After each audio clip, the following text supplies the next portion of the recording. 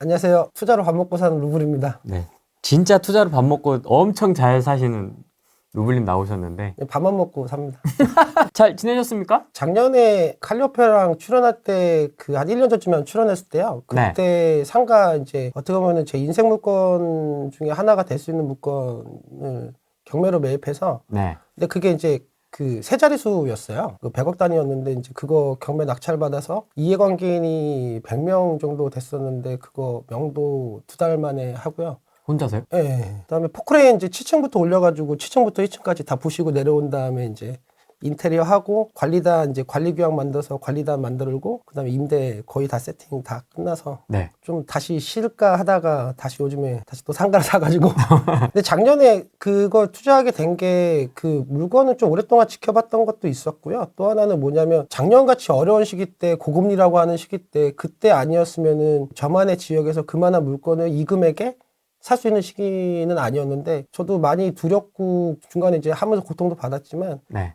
그래도 지금 아니면 그걸 살 수 없다. 금리가 높다라고 생각이 들었지만 여기서 다시 한번 금리가 7%대 간다라고 해도 대출금리가 7%여도 이제 저한테는 제가 생각한 거에서는 그래도 수익이 나겠다 생각해서 도전했던 거죠. 작년에 그 물건을 하면서 느꼈던 게 확실히 경기가 안 좋구나. 예전보다 더 임대가 더 늦게 채워졌고요. 그리고 이제 저는 이제 그 임대료를 타협을 안 했어요. 타협을 안 하다 보니까 이제 물건이 좀 사이즈가 있다 보니까 이제 고통을 좀 많이 받았죠.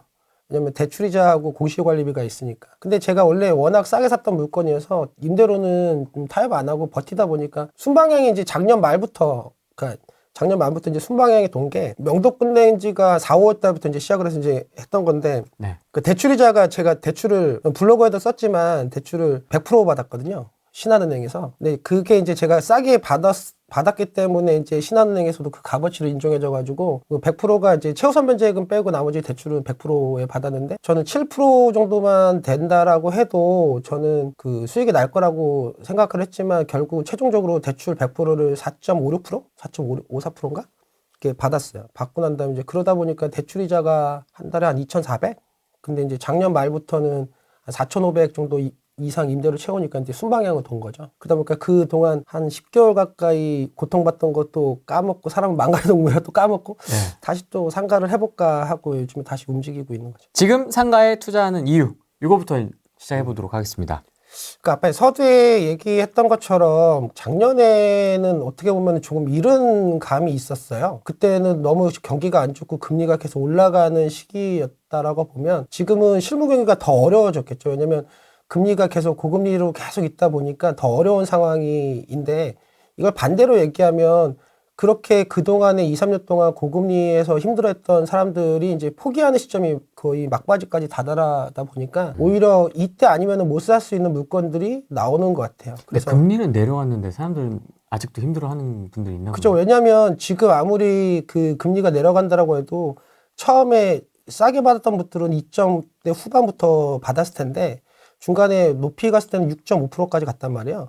근데 그동안에 오랫동안 버티다 보면 버티는 기간 동안에 그 공실이 만약에 나면 더 두려워지고 그럼 공시관리비 플러스해서 이제 남는 돈이 마이너스가 되는 순간이든 어떤 상황이 되면 또 오래 보유했던 사람들 같은 경우는 또 어떻게 생각을 하냐면 그러면 나는 그냥 여기서 팔자라는 게 나와요. 그래서 실무 경제가 그 처음에는 갑자기 금리가 확 오른다고 해서 경제가 확 안 좋아지는 게 아니라 고금리 단을 유지하고 있는 중간 어디 끝부분 정도 때 가면 그때 마지막에 정말 이제 힘든 물건들이 나오거든요. 그래서 이제 여기다 쓴 게 위기 속에 기회가 있다.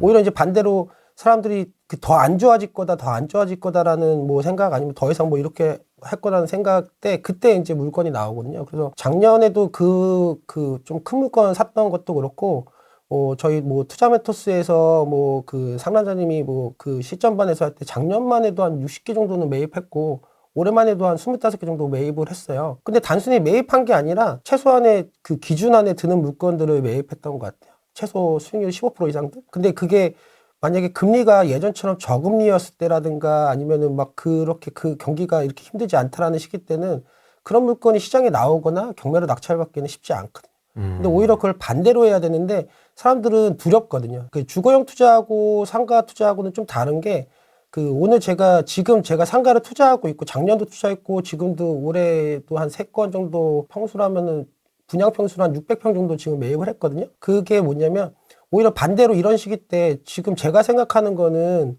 그 금리가 여기서 더 올라갈 수도 있겠지만 지금 금리가 살짝 떨어지고 있잖아요. 네. 금리는 이제 방향은 다시 이제 떨어지는 거라든가 아니면 이렇게 경기가 안 좋다 보면 재정을 또 투입할 거고 하면 언젠가는 다시 또 좋은 시기가 있는데 단기적으로 뭐 제가 상가를 사가지고 팔거나 아니면 이렇게 해가지고 수익을 내겠다가 아니라 지금 이렇게 힘든 상황에서도 저만의 기준에서도 수익이 나는데 만약에 금리가 좀 더 떨어지고 지금부터 2년, 3년 후에는 금리가 지금보다는 좀 더 떨어져 있을 거잖아요. 그렇게 돼버리면 수익이 더 날 거다. 갖고 있으면서도 수익이 나고 나중에 팔 때도 좀 더 그 사람들이 선호하는 시기 때 상가를 팔 수도 있고 그다음에 매도 차익도 있다.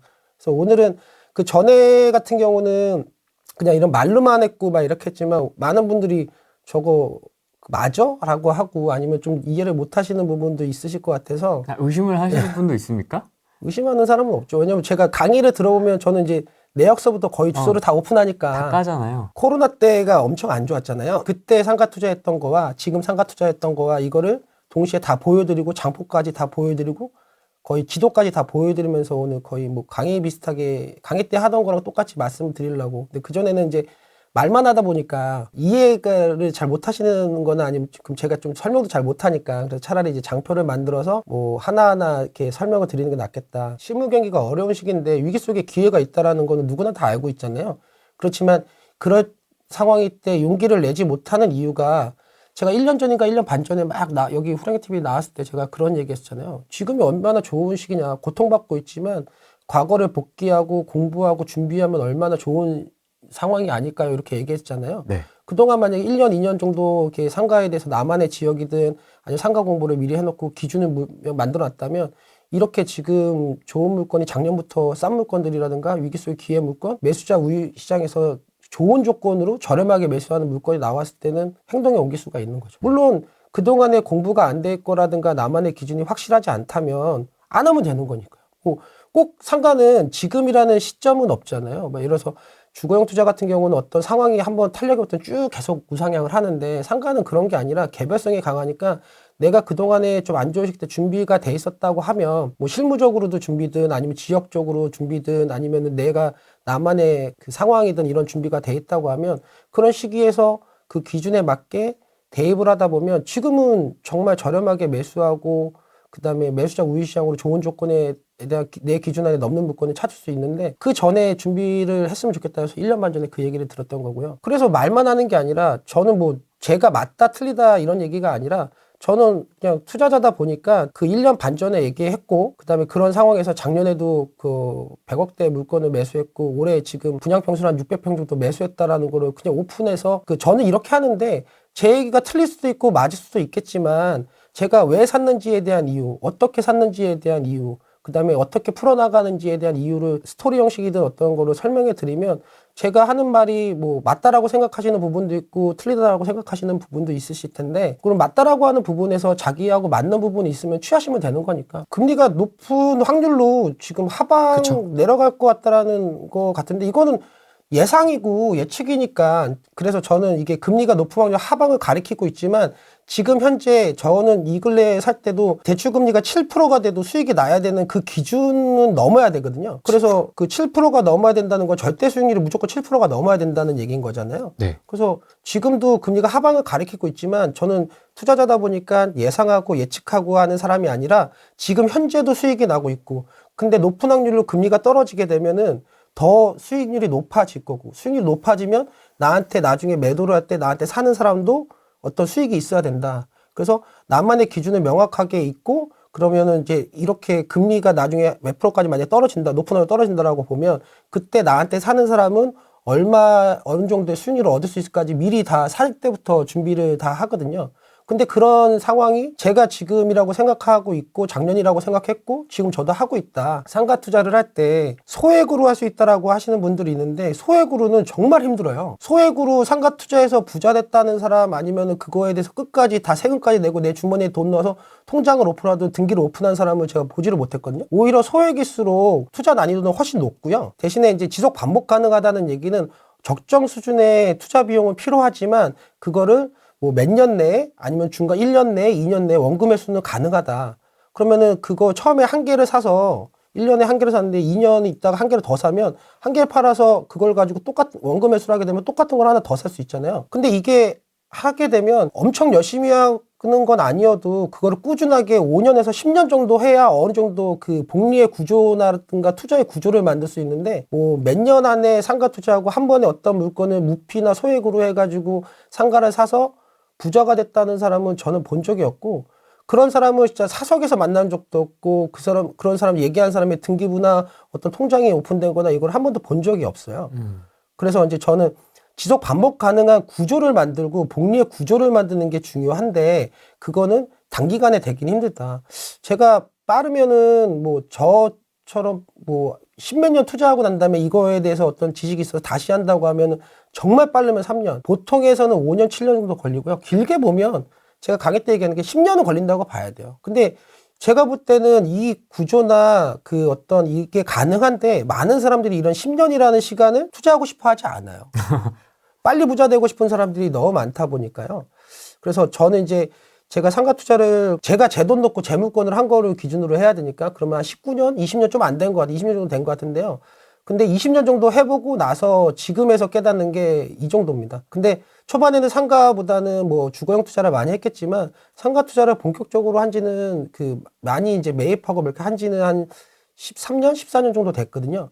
근데 그게 한 7년, 8년 정도 저 정도 막 열심히 하고 막 그 어려운 물건도 하고 막 그랬는데 7년 정도 되니까 아, 지속 반복 가능한 투자로 복리의 구조가 나온다라는 걸 7년 정도에서나 겪었는데 많은 분들은 뭐 몇 년 안에 뭐 소액으로 투자가 가능하고 뭐 무피가 가능하고 물론 그럴 수도 있겠지만 그렇게 해서 결과물이 나와서 부자가 된 사람이든 등기부를 보거나 통장을 본 적은 저는 없었다. 대기업은 3년 내 부자가 된다는데요? 할 수는 있죠. 뭐 안 되는 건 아니니까 가능은 하죠. 가능은 한데 저 같은 경우는 처음에 그 원래 상가투자 10년 했었으니까 초반에 한 3년 내에 그쪽에서 말하던 그만큼의 어떤 퍼포먼스는 저는 했었어요. 그러니까 안 되는 건 아닌데 이게 누구나 다 되는 건 아니고 누구나 다 할 수 있는 방법은 천천히 10년 정도를 봐야 된다라고 생각하는데 3년 내에 될 수도 있고 뭐 2년 내에 될 수도 있고 뭐 10년 내에 될 수 있겠지만 제가 그 주위에 제 주위 사람들이든 다른 사람들 하는 거를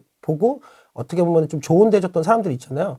보면 5년에서 7년 정도 되면은 어느 정도 구조가 나오는 것 같아요. 복귀를 되게 참 잘하시는데 루블님이. 이 복귀 사례가 뭐냐면요. 예. 이게 지금 상황이랑 빗대어서 얘기를 해볼게요. 지금 경기가 안 좋고 모든 상황이 막 안 좋은 상황이잖아요. 이때 딱 보시면 여기 매수 잔금 일자가 21년도 3월 18일이에요. 네. 이때가 언제인지 혹시 아실까요? 이때가 코로나로 상가가 뭐 망한다, 상가하면 안 된다, 뭐 상가에 대해 공실이 막 넘쳐나고 막 이런 시기였어요. 그랬는데 막상 이 코로나 때여도 그 집합을 하게 되는 뭐 예를 들어서 마사지샵, 사람들이 모이는 PC방, 아니면 어떤 이런 헬스장이나 이런 데 같은 경우는 정말 영업이 안 되고 힘들어하는 상황이었단 말이에요. 근데 그게 저는 긍정적인지 모르겠지만 이게 영원하지는 않을 거고 그리고 반대로 생각해보면 코로나 때 이런 상가 말고 오히려 잘 되는 상가도 있었어요. 근데 이 상가 같은 경우가 어떤 집합을 해야 되는 어떤 상황 그런 상황에서 공실이 좀 오래됐고 그 다음에 산업적으로 여기는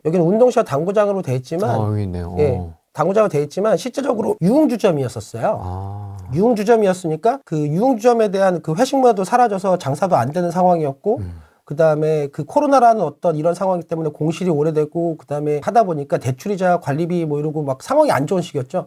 그 반대로 생각해 보면은 그때 코로나 때문에 어떤 그 상가가 안 된다고 했지만 코로나와 상관없는 임대가 잘 되는 업종도 있었어요. 근데 지금도 생각해 보시면 많은 분들이 그런 얘기를 하시잖아요. 지금 경기가 안 좋은데 뭐 AI 시대에 비대면 시대에 어떤 뭐 이게 상가가 되겠냐. 쿠팡 시대. 예, 그거는 그거고 그거와 별개로 그 대면을 할 수밖에 없는 상가들은 분명히 있거든요. 그런데 그거를 제가 이제 강의 때 얘기했던 것처럼 그런 게 있죠. 나쁜 임대는 없는데 그 나쁜 임대를 좋은 임대로 바꾸면 된다. 나쁜 임대가 돼 있기 때문에 지금 다른 업종으로 바꾸거나 아니면 상황을 바꾸면 좋은 임대가 될 수 있잖아요. 그래서 이때 상황에 사람들이 다 힘들어하는 상황에서 이게 12차선 대로변에 있는 코너 건물이었어요. 대로변을 바라보는. 근데 이게 전용평당 713만 원, 전용평당 713만 원에 매입을 한 거죠. 한 층을 전체 다 매입을 하게 됐지만 먼저 요거를 그 장표를 오픈한 게 뭐냐면 이게 매수 금액이 7억이에요. 모든 비용이 뭘까요? 무슨 비용이 뭐예요? 제가 여기다가 뭐 취득세 등록세, 그러니까 보통 취득세 등록세, 취득세를 5% 계산하면 7호 30, 3,500이잖아요. 그럼 6,500이 왜 더 들어갔냐? 이거 같은 경우는 인테리어를 했어요. 솔직히 이거는 인테리어를 공용 부분까지 인테리어를 하고 내부에 폴리시 타일 깔고 한 다음에 좀 예술한다고 좀 비싸게 했던 그 인테리어를 한 건데 그래서 인테리어 비용하고 취득세하고 모든 거 부동산 중개 수수료부터 해가 다 포함한 게 1억이 들었습니다. 근데 왜 여기는 인테리어를 하셨어요? 왜냐면 거기 안에 유흥주점이었으니까 그거를 철거가 돼 있는 상태였고 그다음에 너무 노후가 돼 있어서 화장실까지 다 수리를 했어요. 공용 부분까지. 다음 장 보면 이게 공용 부분이고요. 이게 화장실까지 다 수리를 한 거거든요. 근데 그런 인테리어 비용 포함, 취득세 포함, 중개 수수료 포함, 뭐 모든 거 다 포함했던 모든 비용이라고 해서 1억을 넣은 거고요. 대출은 나중에 블로그에 썼던 나중에 찾아보시면 이게 어딘지 아실 텐데 등기부 떠보시면 대출은 5억 6천 받았습니다. 보증금은 1억을 받았고 임대료는 600만 원. 이거 중도금 여기 중도금 써 있잖아요. 5천만 원. 아, 5천만 원. 5천만 원 넣고 한 달 동안 그 수리하는 기간 중도금 넣고 인테리어를 했거든요. 인테리어 끝나기 전에 임대 채웠어요. 1억에 600만 원. 뭘로 채웠습니까? 이때는 하나, 두 개 다 사무실이었어요. 이렇게 한 개 호실인데 두 개 호실 나눠서 사무실로 채워서 그 1억에 600만 원 임대를 채웠고요. 근데 이때 여기 보시면 월 대출이자 7%를 예상했잖아요. 7%로 했을 때 최종 투자금이 1억 4천이니까 수익률이 23%예요. 대출이자가 7%여도 레버리지 수익률이 23%니까 안 할 이유가 없었던 거죠. 모든 비용은 다 들어간 건데 근데 이게 월 대출이자가 3.5%라면 37%인 거죠. 근데 생각을 해보면 이 상황에서도 7%로 계산했는데도 레버리지 수익률이 15% 이상이라고 하면 예를 들어서 보세요. 금리가 3.5%가 떨어졌지만 수익률은 14%가 오르는 거예요. 그러네요. 그러면은 항상 고금리를 유지할 수는 없으니까 이때 7%대 내가 사도 이런 어느 정도 15% 이상 되는 수익률을 할 수 있다면 견뎌낼 수가 있는 거죠. 그러면은 나중에 금리가 떨어졌을 때 사람들이 상가에 관심 많을 때 그러면은 제 수익률은 37%지만 이러면은 뭐가 될까요? 팔아도 되고 안 팔아도 되잖아요. 그렇죠. 그러면은 저한테 사는 사람도 남는 게 있어야죠. 최소한 절대 수익률 뭐 6%대 이상 그 다음에 레버의 수익률이 한 12%, 13% 정도 돼야 저한테 매수하는 사람도 메리트가 있을 거잖아요. 그럼 저는 이때 이런 7%로 계산했는데도 이 정도 수익률이 나오면 버텨낼 수 있는 거고요. 3.5%의 대출이자라고 하면 37% 정도 팔아도 되고 안 팔아도 되는 시기를 만든 거죠. 그 다음에 저한테 사는 사람한테도 메리트가 있어야죠. 그래서 이렇게 수리를 했고요. 와, 깔끔하다. 그러면은 제가 살 때부터 이건 얼마에 팔 것인가. 매도 금액이 12억, 11억?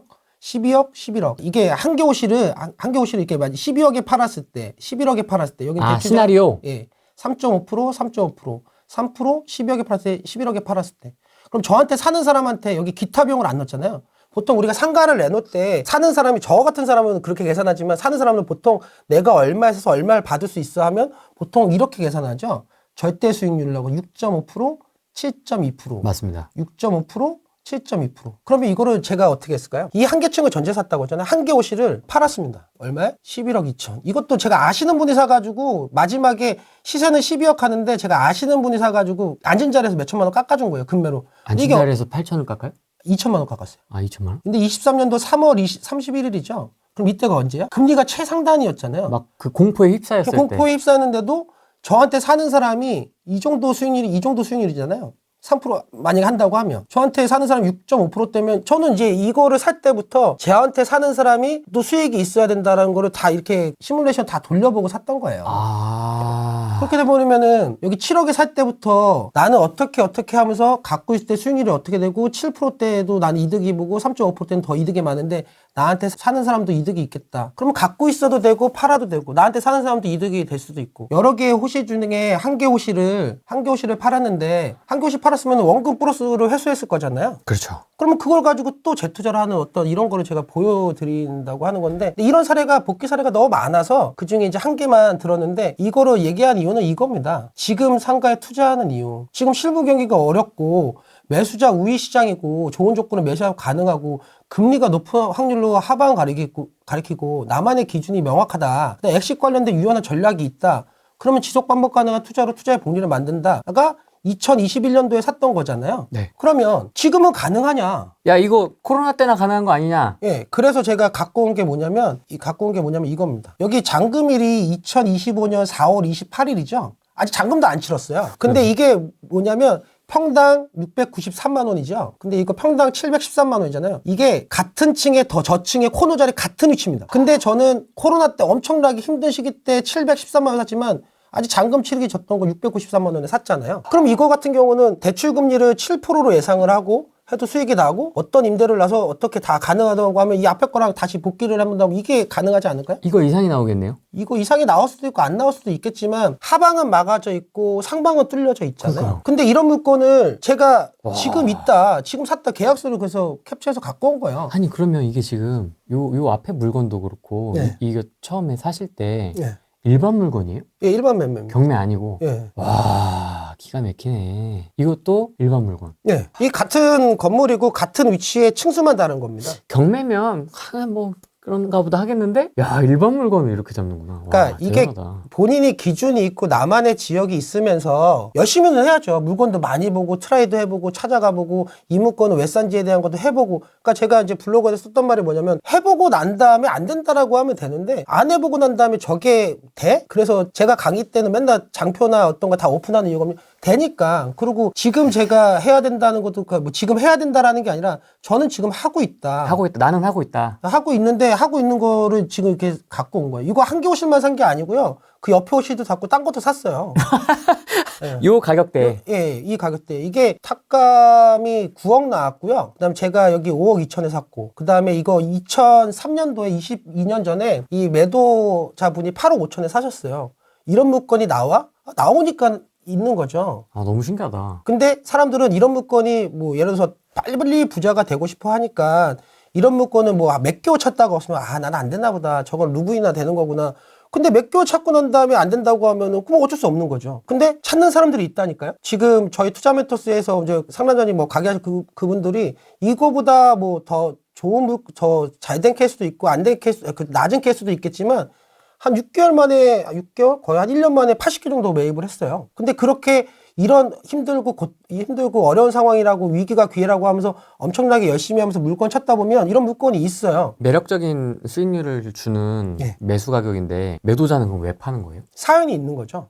이 아. 매도자분은 22년 전에 갖고 계셨고 8억 5천 사신 다음에 그냥 임대료도 안 올리고 계시고 가만히 계셨던 거예요. 그러다가 이제 이제 그 계약 때 만나 뵀는데 그 나이 어르신 그 사모님이셔가지고 뭐 본인이 이거 갖고 있는지 그렇게 크게 개의치 않은데 그냥 이 기회에 매수가 있다고 하니까 파시는 거예요. 저한테 이제 매매 계약서 보여주면서 아유 상가나 부동산은 임자가 따로 있네 하면서 아유 좋게 가져가서 잘 꾸며주세요 이렇게 얘기를 했던 거죠. 아 멋지다 매도자도. 그분 입장에서는 어차피 뭐 계속 이 물건을 계속 관리하던가 아니면 뭐 이런 걸 하시기보다는 이때 이제 파시려고 하셨던 것 같아요. 그래서 항상 제가 사는 물건 모든 것들이 다 사연이 있던 것, 어떤 상황이 있는 거죠. 그 사연 있는 물건을 사잖아요. 근데 지금 뭐 경기가 어렵고 뭐 이런 상황이 있고 막 이럴 때가 사연 있는 물건이 많이 나온다.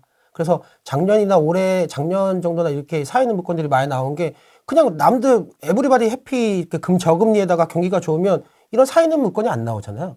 근데 오히려 이렇게 지금처럼 금리가 작년에는 금리 때문에 계속 높아 있었고, 그다음 경기가 안 좋다라고 하고 있고, 아니면 앞에 물건은 코로나라는 어떤 특수 상황이든 이런다면 사람이 이런 시기 때가 매수자 우위 시장으로서 그 좋은 물건이 나와요. 사유 있는 물건이. 항상 사유 있는 물건은 꼭 그렇게 상황이 아니어도 항상 연에 그래도 한 열심히만 찾으면 4개 정도는 나오거든요. 근데 1년에 상가 4개 이상씩 사는 사람이 있을까요? 없어요. 보통 한두 개 정도만 사면 돼요. 그 한두 개 사고 2년 있다가 또 한두 개 정도 사고. 근데 사람들은 1년에 한두 개 정도 나오는데 그 한두 개 정도 나오는 거를 한 몇 개월 찾다가 뭐 물건이나 이런 걸 한 1, 200개, 몇십 개 정도만 보고 난 다음에 나는 이런 거 못 찾는구나 라고 할 수 있잖아요. 근데 다른 사람들은 100개, 200개, 300개, 500개, 1000개를 하고 난 다음에 1년에 하나만 하면 돼요. 그렇다고 한 번에 툴이 있던가 한 번에 기준이 있으면 그 물건을 찾는데 시간이 오래 걸릴까요? 아니에요. 딱 보자마자 내 기준 안에 딱 있으면은 10분 안에 결론이 나요. 이 물건은 패스, 이 물건은 패스. 할 수 있어요. 근데 그런 물건을 노력은 해야죠. 그냥 쉽게 돈 모으는 건 솔직히 없잖아요. 그래서 지금도 한다.